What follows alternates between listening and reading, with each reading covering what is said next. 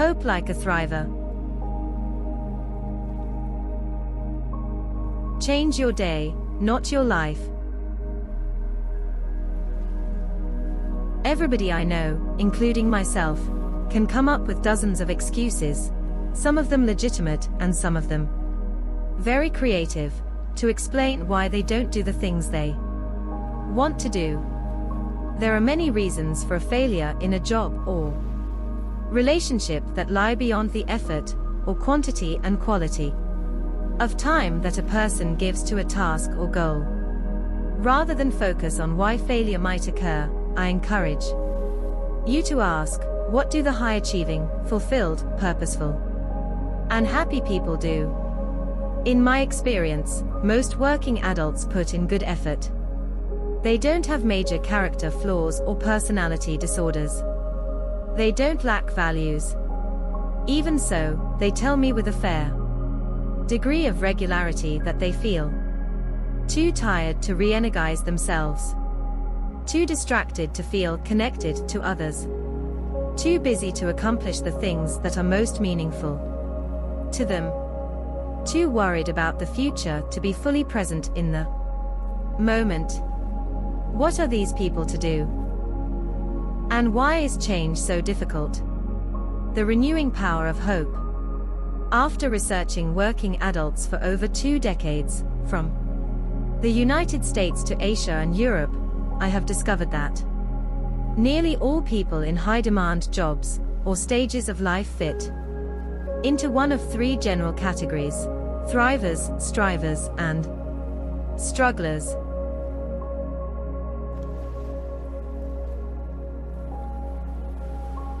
Strugglers are those who are not fit for high-demand workplaces. They either don't want to, or are not ready to work hard.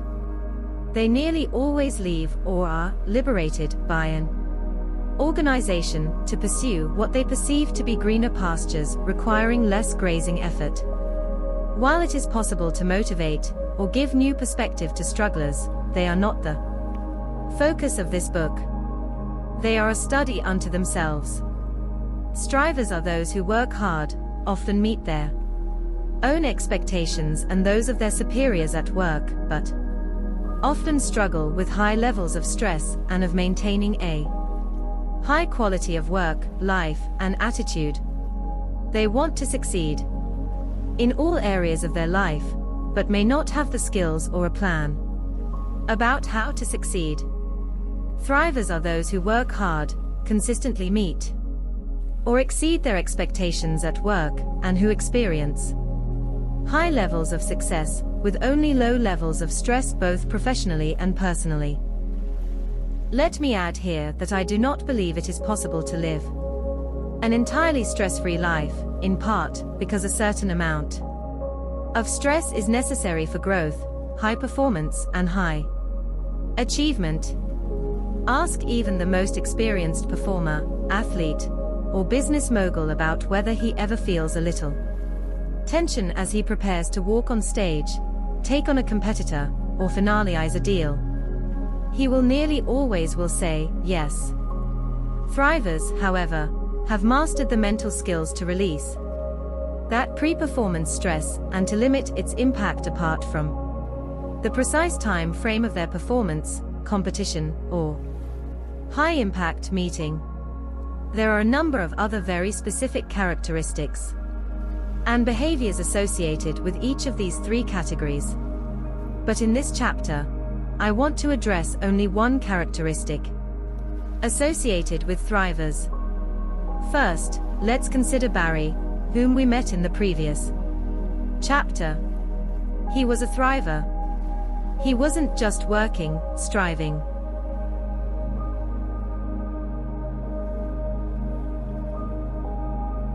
He was achieving. He rarely asked the question, why don't I do what I know I should? He wasn't just dreaming of rewards, he was earning them, receiving them, and enjoying them. He was not only successful in one area of his life. His entire life had the earmarks of success. Barry's attitude and way of life helped him eliminate any motivational amnesia. That is my term for the phenomenon in which a person's motivation can be high one day and disappear the next, only to reappear, for sometimes no apparent reason. Values, genetics, and personal history don't change. But a person nevertheless seems to lose motivation, even forget who they are, what they are capable of doing, or why they want to be at their peak in both performance and character. Day in and day out, Barry was able to sustain a fairly even and highly enviable flow of behavioral momentum without bouts of motivational amnesia. This was one of the traits that made him a bona fide thriver. At the core of thriving is hope. It sounds simple, and it is. But hope is often a very difficult thing to conjure up and sustain. Barry had developed a way of life that built his confidence that he would be successful at work and in his personal life, and this provides a fertile ground for hope to grow. Some time ago, I sat in a large auditorium listening to a presentation from one of the leading behavior change experts of our time. He was making me lose hope. He cited highly negative trends. The United States is becoming more and more obese every year, and the result is that morbid obesity, the level of obesity that has deadly consequence, is at near epidemic levels. Up to 75% of workers in the United States are not fully engaged in their work and do not feel motivated to improve their work output, workplace morale, or levels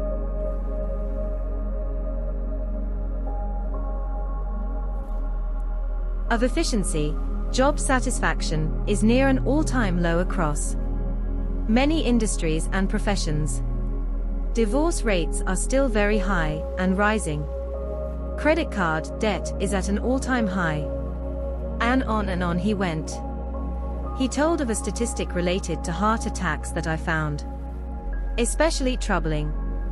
It seems that physicians routinely tell those who have survived serious heart attacks that they can significantly lower their chance of having another heart attack if they will begin to live in a healthier way, specifically, to exercise, eat more fiber, lose weight if they are overweight, give up smoking, and take the medications prescribed for their heart health with regularity. One major study found that 6 out of 7 patients who heard this advice from their cardiologists did not start, or did not sustain, the healthier life prescribed for them.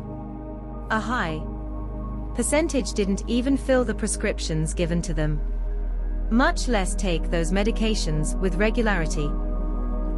The presenter then stated, physicians know that a person has a much better chance of being cured of cancer than of permanently losing weight. My heart sank. I thought, if people won't change, even when their life is on the line, what chance do we have of getting them to improve things that are not directly life-threatening? A friend told me about a young child who had heard some bad news and responded with a clever phrase to the bad news bearer, "You are cranking me down." This guy was seriously cranking me down. And then a thought, and a bit of anger, kicked in. Hey, wait a minute. I know a great many people who are changing and who have changed, even when change seemed nearly impossible.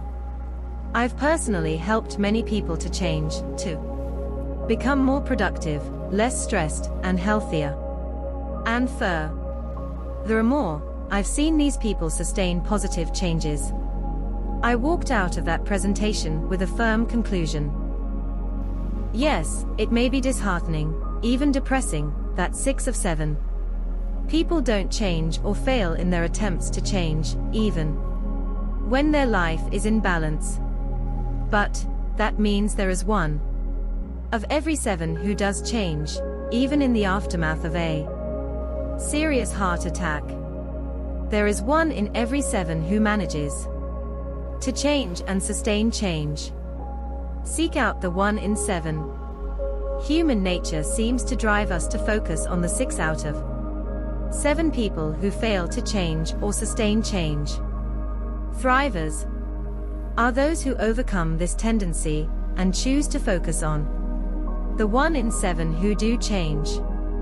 They tend to focus more on the 1 in 7 in their personal actions, focusing on the 1 in 7 who do change, who do grow, who do overcome their motivational amnesia, who do begin again and build momentum, are people who have greater hope. Focus on the positive 1 in 7 in your own life. And hope is like the additive that gives higher octane to a person's performance. Hope is what helps a person do even in the face of difficulty.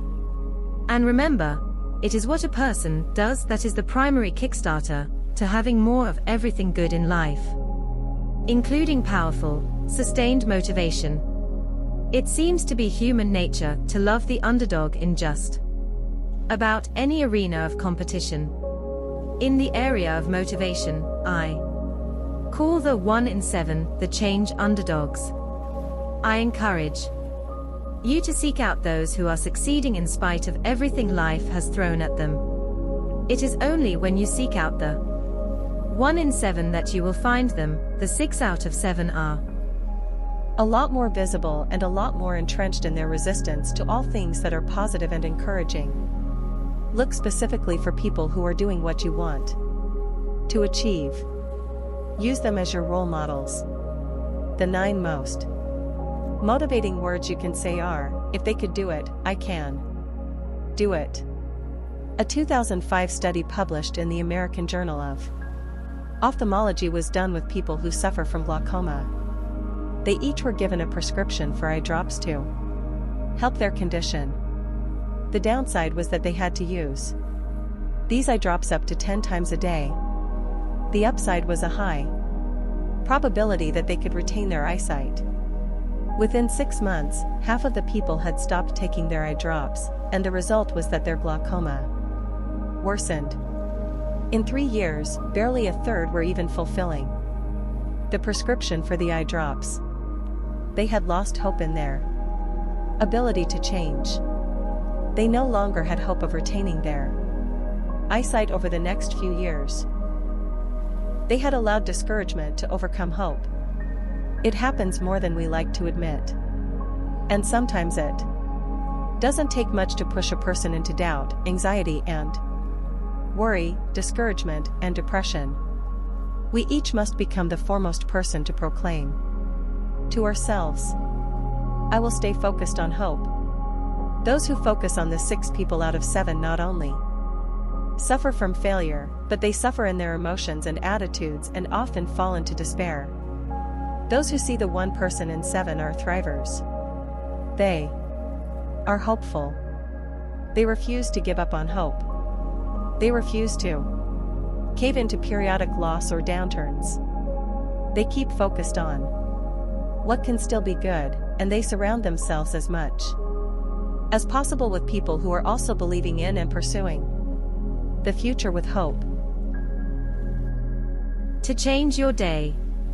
Remember, hope triggers motivation and resilience.